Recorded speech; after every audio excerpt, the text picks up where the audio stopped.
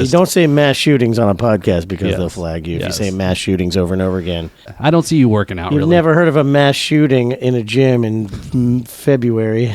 It's no one to shoot at. Wow. So hopefully we don't get flagged for that video.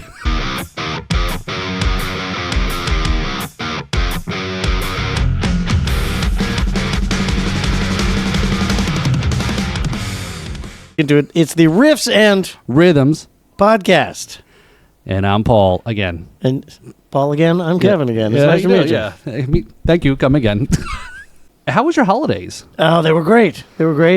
You know, getting to the point where, you know, I'm not responsible for making the party for everybody, which is nice. So I get to go around and visit everybody else's party in the family, and it's always a lot of fun. So you kind of just show up, right? Yeah, and it's different from in the past when, you know, making the holidays work at home was always a huge undertaking. It was a labor of love, but now it's weird because I wake up on Christmas morning and there's no children screaming and excited. You wake up like at 1 o'clock in the afternoon. It's been hard to get used to. Yeah. But then, you know, there's no pressure. I'm trying to, you know, get my mind in the game about how this is how it is now. Right. And then, I get to go and visit the kids and the grandkids and see how everything's going, visit with my parents and my sister and her husband and family. Cool. So, again, it was about the same amount of folks at, like, Thanksgiving, right? Yeah, same crowd. Yeah. Okay, so not too, just the right amount, right? Yeah, and it gives us an excuse to call around to the family that's around the country and friends and... Everybody. That's usually the time of the year when you get to hear from your family members is a couple times a year now. Yeah, it's good to have somebody who loves you call you and not ask for money. Yeah. All right, I'll call you in 6 months in the next holiday, which whatever Walmart and Home Depot tell me whatever holiday I'm supposed to be celebrating with all the stuff they got out. So I've got still kids that are teenagers, and we're just kind of, I think I'm starting to, we'll be evolving soon into that kind of phase of adulthood, parenthood, or whatever you want to call it, where they're no longer little. We're not building Legos and toys. You know, again, I had some great memories of some of those days where you just totally unplug and just are on the floor building stuff and so forth. Yeah, so I get a little nostalgia with that. But then also there's times when you're like, okay, I just need to just kind of, I think this year we got up at 9, even though I have a 17 and 18-year-old. They even held off, so they did pretty good. But you probably had to wake them up, even though it was Christmas. No, they were itching. So even at their age, so which is good. Well, that's good. Yeah, I know they're still getting excited. Santa Claus has been good to your family over the years. Yes. So good. Yeah. So this is the new Year's, right? And we're 2024. 2024 is the year of more. That's right. That's it. So there's so much about 2024. The year, I like that. There's the name of the podcast. 24, the year of more. Right. So New Year's happens, and did you do a gig New Year's? No, actually, really? that's a huge change for me too. New Year's Eve is traditionally, as a professional musician, I always considered myself, that was the minimum standard of being professionals. You had to have a New Year's Eve gig. That means you made it. Well, making $5,000 for the one gig, right? That's traditionally, what I hear. It's always been the last night of the year where a musician could actually, command a decent wage on the local level, and that's kind of. You wait till the last day of the year to kind of go into the black. Is that? Yeah. But it isn't so much like that anymore. So to make it worth working on a holiday, I'm not going to play for the same money that I play every day for. So, if someone's not going to give me my astronomical number, then I'm happier to stay home. And so I sat on the couch and rode into the future. Did you watch the balls drop? We watched one of them, the one in Times Square. Oh, okay. So I didn't know. Sometimes there's one in Times Square, and then they change it over an hour later to Nashville. So we don't balls drop. Yeah, they continue the balls dropping all throughout the 24-hour cycle of the day. Yeah, one an hour for 24 hours. That's right. Starting in way out in the Pacific. No, starting in. Sydney? Well, let's see. Well, I guess the big one is Sydney, Tokyo, and then it comes. Yeah. Well, it comes in a wave. Yeah. Eastward. Yeah, but yeah, New Year's, and lots of new things that we're both excited for. Any resolutions? I have not made any resolutions other than this is the year of more. So there will be more. And more of what is up to you. So for me, it's going to be more work, more results from that work, more enjoyment of the results from that work, and more results because of the more results. Okay, that's fair. So at least you didn't pick something like go to the gym and you show up the first week and then the gyms are packed and then like everyone else says. Oh, yeah. Yeah. I don't see you working out, You've really. never heard of a mass shooting in a gym in February. It's no one to shoot at. Wow. So hopefully we don't get flagged for that video. To talk about mass shootings. No, we're just making a joke, okay? Don't get all your panties in a Yeah, twist. you don't say mass shootings on a podcast because Yes. they'll flag you if Yes. you say mass shootings over and over again. Yeah. So anyway, we're working on trying to be important enough to get kind of flagged for stuff. So. Well, and you know, now that my first album is complete and awaiting being real, I believe I'm going to title my second album Proudly Offensive. Okay. Proudly Offensive. Because we've come to the point where you're not allowed to offend anybody. And when someone started caring about who got offended, I'll never know, but I never did and I never will. If you're offended, that's your fault. You're not offended that you offended somebody? Not at all. As a matter of fact, I enjoy it immensely. Well, I'm sure we're going to get into a little bit of that being proud about something here in a few minutes here. But If you're going to win at football, you have to be offensive. well, yeah. Speaking of you're a Dolphins fan, they definitely got offended a lot against Baltimore for the weekend. But anyway, so there goes the evergreen content. But yeah, okay. So when are you shooting for a release? I don't know yet. I have not. I'm gotta still get your- doing the research on how to do it properly, so I can. Because you're have a trying to make correct sure you release hit the time. right time with the billboard and on all that, right? Well, I've learned a bunch of stuff, and one of the main things I've learned is that they keep as much of it as difficult to figure out as possible. Oh, it's kind of like algebra. If there is a they, Those people. you know yeah, it's just a bunch of smoke and mirrors and mumbo jumbo. Like there's no guide that's printed somewhere. You just have to glean the information from a billion different resources. So, of course, my goal is to get on some sort of chart, right? So I just got to figure out how that's done. And if, in case anybody knows, the main thing I'm trying to figure out is what counts as a sale by Billboard. Got it. Because as everybody's heard me mention, if I tell them I've sold 10,000 albums in my merch booth, they may not believe me. So there has to be an official recognition of a sale that counts, and nobody will say what that is. It's so are people still getting buying a CD from the merch table, or is there a way to Yes, as a matter of fact, QR codes, at least a digital download? Or? Well, I've got the UPC on Okay. there, and I've got the IRSC code or whatever it's called, so that it can be tracked. But you know what counts as a sale? I don't know. Yeah. No wonder why it's confusing. But people buy CDs on hard copy. People buy cassettes again, believe that or not. Yes. People buy album like vinyl. You know, you can buy a download. You know, whatever it costs to download a whole album. Right. You know, you can. I don't know. There's other ways. I guess you can. You know, just subscribe to Spotify and listen to it on Spotify or whatever. Yeah.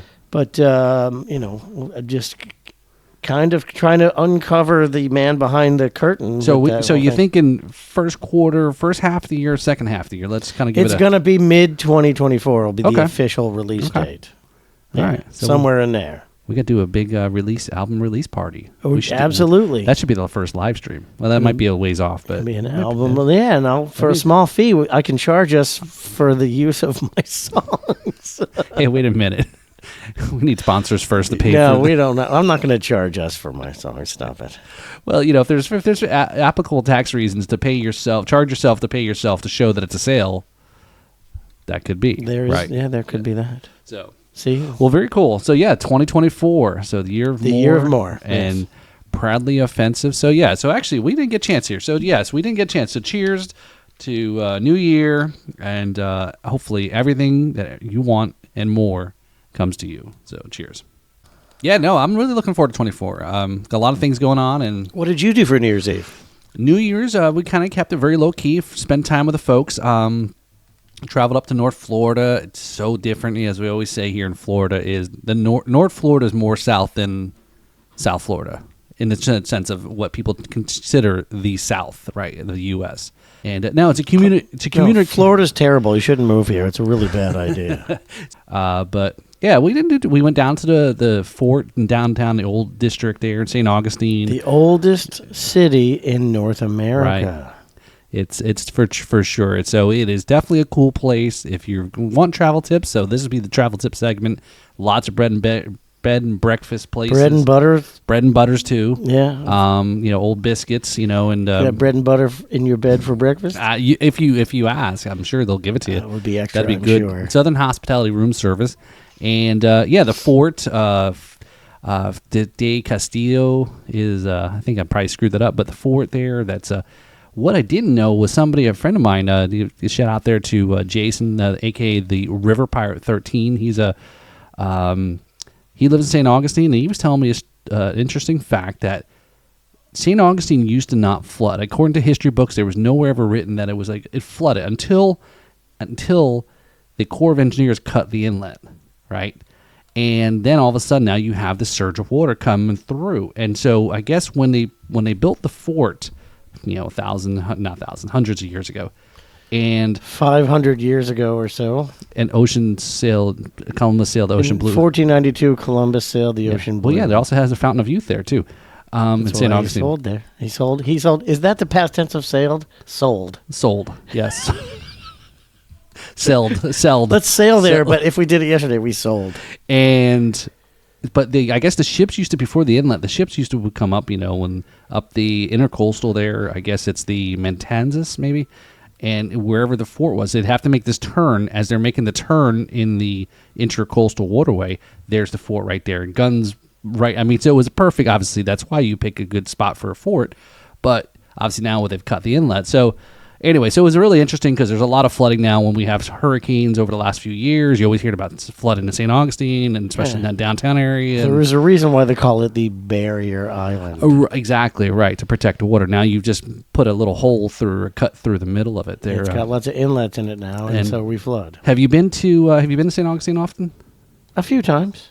So there's a pretty cool place. It's a distillery, St. Augustine Distillery. It used to be an old ice plant that was owned by the electric company here in Florida years ago. So they used to make ice, and so it's right there. And so it's pretty. St. Augustine's got a lot of cool things, let alone Gatorland, Gator World, whatever the Gator Parks is. But yeah, St. Augustine's a pretty cool place. There's a gator park in St. Augustine? Yeah. Oh, yeah. And you can zip line over the gators. Oh, that sounds like exactly what I want to do. Yeah, I think I saw that in Faces of Death, back when I was a kid in the 80s. That's a great Before idea. Faces of Death movies, before actually the internet, where you got to see that for stuff easily. So, but yeah, that's kind of what we did. We hung out with the family, a quick trip up and back. And actually I did not wake up with a hangover because... we got up early. It was a long day, and then we got to bed early and got up because we had to head back down to South Florida. So, yes, that's right. You truly were on vacation from everything. I was, yeah. So, definitely nice 2-week-ish vacation I took. So, a rumfluencer. One of the highlights of his vacation is he did not wake up with a hangover. So, but I have a lot to catch up there. I'm drinking some a dark and stormy there, some Gosling's Bermuda Black Rum. Dark and Stormy, the national drink of Bermuda. So that's a place I'd really like to visit. Yeah, that's why we have St. Augustine, because they were bringing rum from Bermuda to Florida. Actually, I did get a cool book that I found. It was about stories about rum and liquor in South Florida, specifically South Florida. So they talk about McCoy. Bill McCoy. He was a rum runner. There's a big thing in Daytona. Bill McCoy used to own a whole boat thing there. So if I know you're a Daytona guy, right? In Bike Week, there's a whole history about the rum runner, and there's a rum called the Real McCoy. So it's a whole history. We can talk about it forever. Well, many of the cool aspects of American history are driven by alcohol. Yes, that's true. That's true. So cheers to history and alcohol, right? Yeah. Yeah. So that's kind of in a nutshell what I did here. So moving right along, we've got an agenda here. Yes, we do. So again, thanks for tuning into the Riffs and Rhythms podcast. Whether you're listening to it or whether you're watching, thank you for definitely checking us out. watching the videos, listening, following us on social media, Instagram. Hope you like our little shorts that we take the clips from the episodes for some of the funniest bits. I think the last episodes we did with Mr. Brad Brock was so many clip worthy, and he was fun to have him on. But yeah, we're this is episode 15. And episode 15, are you kidding me? Can you believe it? We've been. Please apologize for me getting on my phone. I just accepted a guest spot on someone else's podcast. Oh, okay. So there we go. So look at that, real time. I'm cheating on Paul right in front of him. Wow. No, remember you're plugging. That's why you go on other podcasts. Plug all other podcasts. But yeah, episode 15, season 1. Yeah, kind of. Was it what you expected? No, it was way better. This actually turned out to be really cool. Yeah, I enjoy hanging out here. Again, it's fun to hang out and with a good friend and have a drink, and we have a good time. Obviously, we crack ourselves up half the time. Talk about totally important stuff. Solving all the world's ills. And, and finding ways to get rid of solving the world's ills one bottle at a time. There you go. Just solving the world's ills one bottle at a time. And 24 is the year or more. We're gonna do 2 bottles now. Good thing there's a BOGO. Oh my! Gotta love Publix BOGOs. But yeah, season 1. It flew by. They got BOGOs in the liquor store at Publix too. Maybe at Costco. Oh, we gotta go. Yeah, maybe. I don't know if they have liquor. There's you always you hear that, Publix? It's the year of more BOGOs. That's right. In more the liquor BOGOs. store. Yeah, dude. Speaking of, I know. I gotta come back to this. I'm gonna come back and I can tell you. Have you seen the Publixes that have a little bar inside the store? Well, we got to back up. For those of you from millions of miles away and in other countries, Publix is our local grocery store. And now I've been excited about Publix because they recently added liquor stores to their arsenal of products. And now we've got actually a bar inside. Yes. Like, is it like near the deli so you can sit and drink while you're waiting for your sandwich? I think it was. It was. So this is the one in St. Augustine off the exit of World of Golf Village. But I've been hearing about them adding, I forgot what the name is. It's got a catchy name. That pub. It's like something like Publix Pub or something like that. Pub sub. Oh, there's a trendy name. Yeah. So they serve beer and wine. Who's the witty genius who came up with that one? I don't know. You probably got paid a lot. Publix Pub. But we were walking up to the store, and there was like a second floor. There was a TV on the outside wall with a balcony. We're like, what the hell's going on? This is I thought it was Club Publix, a Club Pub. That's it. It should be Club Publix. But inside there's a little bar area. They have taps and serve wine. And I guess while there's a TV and there's people sitting at the bar. And I don't know what they're waiting for or what. You know what it's for? It's for men to sit there and drink because they can't figure out what the crazy logic is about how they put the order of stuff in a store. Because obviously it should be drinks, appetizers, main courses, dessert, out. But there's none of that. Yeah, no. Or maybe it should be breakfast food, lunch food, dinner food, and then you're done. That's exactly what happened when I went to Publix to go and get ingredients. I forgot to say that is I made some kick-ass coquito with 151 rum in the coquito. Oh. It was, So our good friend Perez the Prez came over for Christmas. Oh, way cool. And he did pass the Puerto Rican test. He gave a thumbs up because coquito is more of a Puerto Rican, Your coquitos are really good. That's right. So he improved the. So Perez the Prez passed the Puerto Rican test? Yes, he passed his Puerto Rican test because he was Puerto Rican. No, I passed the test. Did he give you his Yahoo address when he did that? I have no idea what that is. So anyway, so back to Publix. Yeah, so there's bars in Publix now, so you can go, I guess, hang out and drink and so forth. But anyway, so we squirreled and went off the rails there. We're going to come back here. Season 1. We're going to put a button in this, right? Season 1, we're coming to an end. We're going to put a cap in Season 1, and we're going to talk about what is Season 2. So this is the last episode of Season 1. Let's not introduce Season 2 until we're done with Season 1, right? We got a feature or two to do. That's very true, and it is fitting that we finish out Season 1 with this feature. Yes, it is the final installment of Kevin's Catfish Adventures. Yes. And so, to encapsulate the whole experience, I, as a marketer myself, realized that there are people out there pretending to be usually attractive females. They're reaching out blindly on social media to dozens and hundreds of people, just saying, hi, how are you? And there's all kinds of different scripts and methods that they use. Well, not a whole lot, maybe 4 or 5, but they all use the same ones. And so I'm thinking, it's always erase, block. And I'm thinking, doing this must be worthwhile, or else they wouldn't do it. Like, what is their game? So I started doing all these experiments, and if you want to see them, you got to go back through and just watch all of the episodes and see what I did. But I've kind of, it's kind of run its course for me. I really don't want to do it. And then I've got a very important woman in my life who was starting to get bothered by the whole thing, and I'm like, why wouldn't she be? Yeah. I'm kind of texting people that aren't her, and it's like not cool.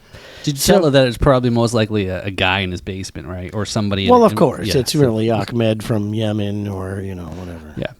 So I went ahead and put a stop to the one that we talk about the most.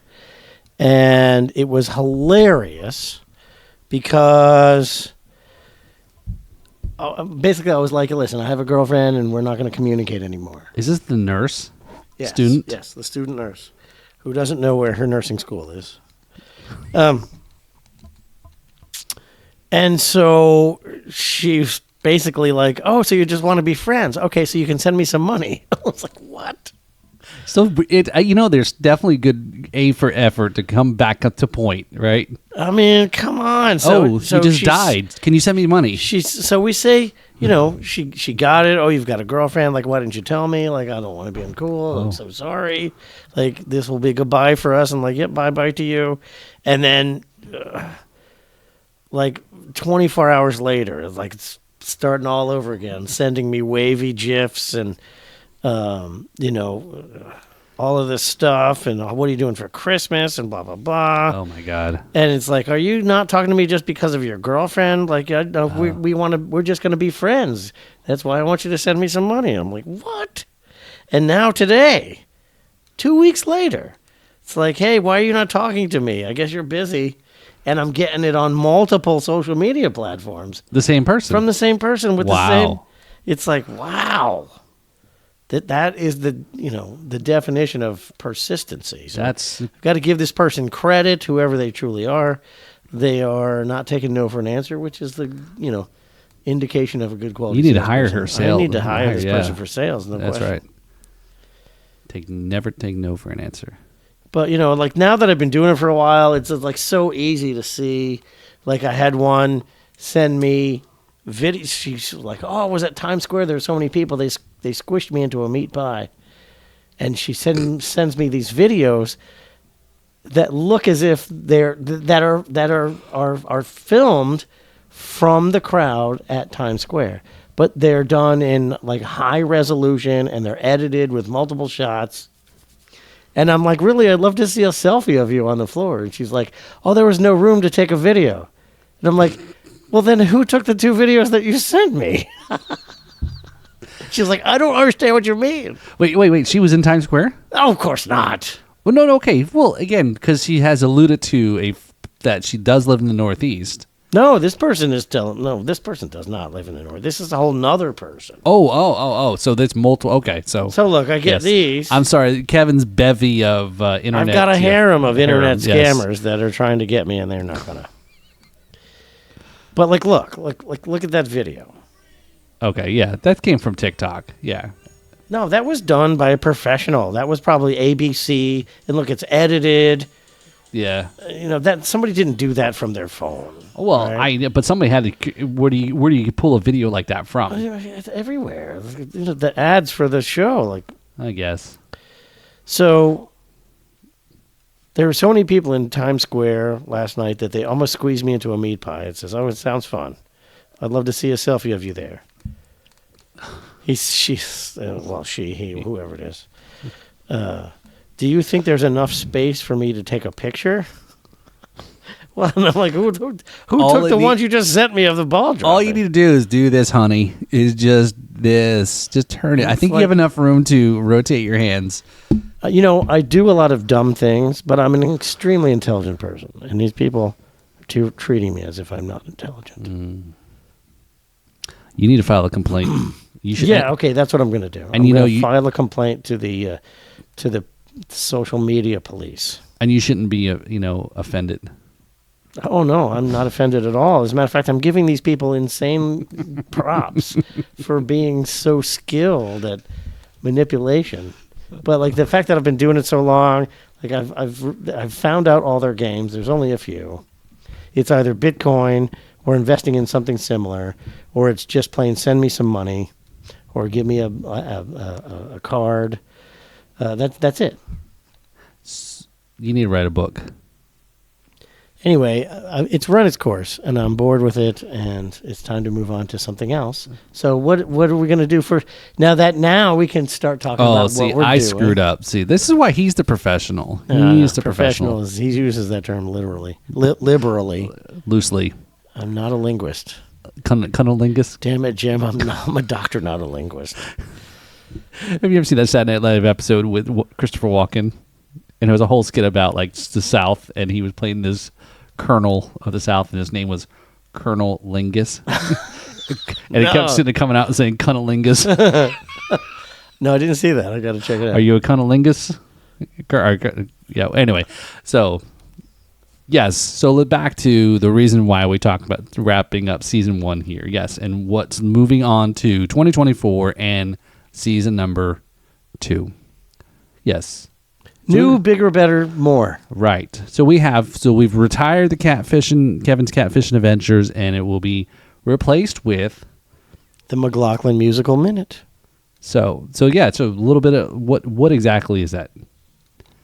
Okay, so the McLaughlin Musical Minute is interviews of local unsigned and some of them signed artists, and everybody got like the same set of questions.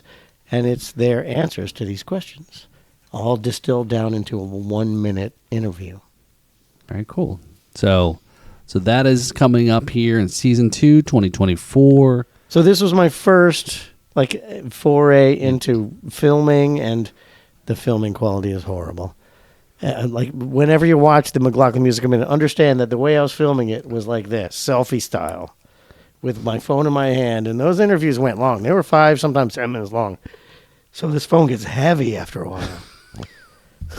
You need to go to the gym, bro. Well, probably. And I know some of those people that you had in there, I know they could probably talk. Oh, yeah. Yeah, I won't say names who I think that may be, but yeah. So there's a few. So no, I think that's pretty cool. Is a new feature there. We want to kind of to feature, bring a little bit more music into the content here that we're talking about. Obviously, these are local musicians here in Treasure Coast, South Florida area, and which Kevin's a part of. So nobody's done a musical minute with you, though, right? All right, so maybe we have to work on that. We'll turn the tables here and have Kevin. But yeah, so there was quite a few interesting bands, and I know you've got a lot of history and with your musical experience and life, or I don't know, whatever you want to call it, but here in South Florida, you've been in a lot of bands and you've seen a lot and so forth. So I think that's a kind of a you're the voice of the people. Okay. Because you're running for 2024 president. Yep, I'll ruin everything for half the price. So yeah, so we're gonna talk. We got musical, McLaughlin's musical minute.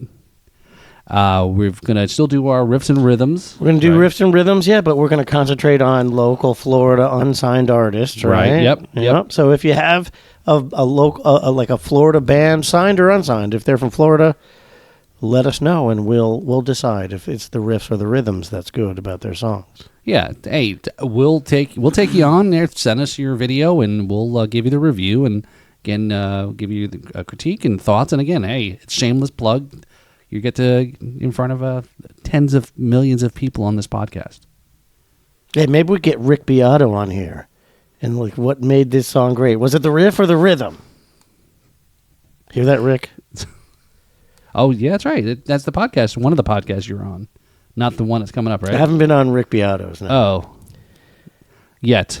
Not yet. Not yet. Yeah. But 24 is the year of more. Right. 2024, Drums and Rums, the other podcast that I do, is We've got some awesome drummers coming up here on the podcast. National drummers. Rich Redmond, the drummer for Jason Aldean, is going to be on. So cool. So that's going to be a cool episode there. We'll have to talk a little bit about some of what his thoughts about the blow up of that whole song that we reviewed first. Try that in a small town. That's right. And what the song doesn't say is that shit ain't going to work. Right. In a small town. Yep. So maybe in a big city, but we've already people still care in a small town. Go back to episode number 2 for that one. You'll check out the review on that one. And Tito Puente Jr. we got lined up. I think we've talked about that before. One of my past guests, Reese Bridges, he was a drummer in the band Dirty Vegas back in the early 2000s. And most people remember that song Days Gone By. And so I still get a chance to catch him perform, whenever he's up here in West Palm with his tribute band. He's in Smiths and Morrissey tribute band. So yeah, so they're really tight. Yeah. So, but yeah, I'm looking forward. I'm really excited. So again, season 2, here we come. Give you more. That's right. Our big shout out there to our buddy, our good friend, actually, Mr. William Idle. I hope Billy got his Yule log out okay over the season. Yeah, I know. So that's right. So and also we got my trip to and our trip. Oh, that's right. To Memphis coming up. So yes, that's right. So yeah, when we take over the unsigned band Blues World. I'm really looking forward to it. Epicenter. Memphis. Are we going to have time to go to Graceland? Hell yes. Okay, all right. Okay. My name's already on the wall at Graceland. Okay. I showed up at Graceland, it was closed. And you still wrote your name on the wall? And I took a Sharpie and I wrote my name on the wall. So, no, I'm looking forward to it. We were just watching over the break there as the Elvis movie that was out, which was a great movie was out. Great flick. Somebody said, that was Gary Clark Jr.? Flick. Gary Clark Jr.'s in the movie? And it's like, yeah, that was Gary Clark Jr. very early in the movie when he's in the little bar. Really?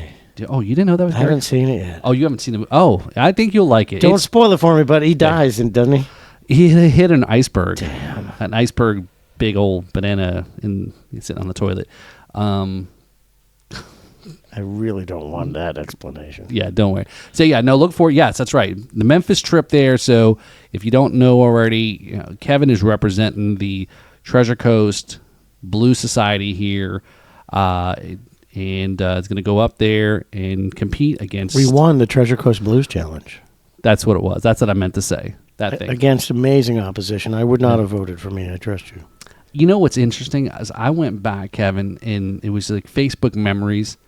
And I went back and I was at Double Roads, and it was like maybe 3, 4, 5 years ago. And it was an event there. It was put on a whatever day it was by the Blues Society. Yeah. And I was like, one of the things that they had a guy come in, J.P. Soares. He was performing. Great blues guitar player. A guitarist from the Commodores showed up. He was somehow Vince Flores, the owner of Double Roads here in Jupiter, he's a musician himself. The premier music venue in Jupiter, Florida. He's got some great... Hell, I think practically now lately, Guy Fieri lives there, I think. Now that he lives in Palm Beach County, but Guy Fieri shows up in Double Roads pretty frequent, yeah. Because they're pushing that Santo Tequila, so... Which we wouldn't mind a Santo Tequila sponsorship. Is that why he's got a 3-foot-tall Santo logo in front of the stage? Coincidence or just... Yeah. Anyway, so that is 2024. Looking forward to it. Both Kevin and I individually have a lot of projects going on, which, again, we support each other outside of this show. But, again, this is the show that brings it together, the Riffs and Rhythms. So, that's right. We're here to prove that rhythms are better. That's what we're doing. That's right. So, I think... No, wait. Did I say rhythms? I think he did. I meant...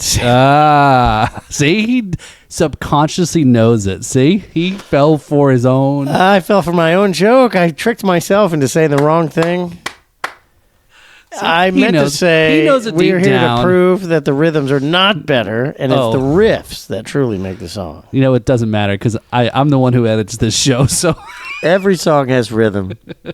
Not every song has a great riff. There you go. Right. Yeah, we listened to that one recently, that episode. Some songs, some songs don't even have. I mean, to show you how important the rhythm is, there's lots of songs don't even have it. Yeah. No drums at all. That is true. I think there's a Led Zeppelin song. Well, now that I think about it, there's plenty of songs that have no riff either. It's just rhythm. So I can't use that. I guess depends on the genre of music, I guess. It does. Yeah. Truly does. So looking forward to the Memphis trip, the birthplace of contemporary current blues, I guess, right? Or at least one of them, right? And barbecue, right there in the old Mississippi. Look forward to it. After watching that Elvis movie, I got really excited about going to the trip there. Sun Records is there. That's the infamous. Yeah, that's the $1 million. The photo with them was, what was that? Johnny Cash, Elvis, Carl Perkins, and Great Balls of Fire. That's right. Yeah. Jerry Lee Lewis. That's right, yeah. So, and then we're also going to go visit, since we're so close, we're going to visit Muscle Shoals and see Fame Studios and Muscle Shoals Recording Studios, like all those two studios there. I have a feeling, it is going to be so much drawn in, like when I went to Nashville, and not being really, Nashville is more country, obviously, but is being so drawn into this, just the immersion of the music and the vibe and the style and just, Well, Memphis hasn't been turned into the circus that Vegas is. Right, yes. Right, that's true. So, but yeah. Nashville, great town, the epicenter of music for the universe. But Memphis has got its own thing, man, and we're going to go take that town over. By the time I'm leaving, they're going to try and make me stay by giving me the key to the city. That's right, because he's going to win. He's going to win. Yeah. He's going to be the king. They'll give him the drum key to the city. Anyway, so that wraps up this episode 15 of Riffs and Rhythms podcast. This is end of season 1. So again, thank you for tuning in to this episode, this show. Follow, subscribe, and so forth. Make sure you hit that bell, like us, and all those things too. It helps us grow. Give us a review. If you're listening to this audio, definitely give us a review on Apple. Yeah, tell us what you want to hear on this podcast. Song request, whatever. Tell us we suck. Desperate for decent ideas, obviously. Right. Yeah, we're struggling here. Give us some thoughts so we can turn it into shit. So, no, but seriously, we're going to have a good time. And like we said, 2024 for this show, we've got some really good ideas. Obviously, traveling with the trip to Memphis. We've talked about, obviously, maybe doing some live stream stuff. We've talked about bringing more music, local music aspect into the show as well. Yeah. Maybe start having more guests like Brad. Brad broke the seal. So Brad Brock, good buddy of ours, was our first guest. And who else can we have sitting on the white couch there to hang out with us, right? And maybe it could be you. It could be you. So, and also, too, if you're local here, you just want to come and hang out with us while we tape this show, and you don't want to be on camera. You just want to hang out, laugh, drink, and so our cue card girl quit, so we need a new one. That's right, because we can never remember her name, and we've never paid her. Yes, so make sure you're bringing plenty of alcohol if you want to come hang out here at the Riffs and Rhythms studio. You can come and say hi to Jackson. That's right, he's rock hard. So he's got the good abs. pointy 6-pack rock abs. So he's rock solid. So, all right, so this is the Riffs and Rhythms podcast, and this is... I'm Kevin McLaughlin, and this is the Riffs End. I'm Paul Robertson. This is the Rhythms. Cheers, y'all.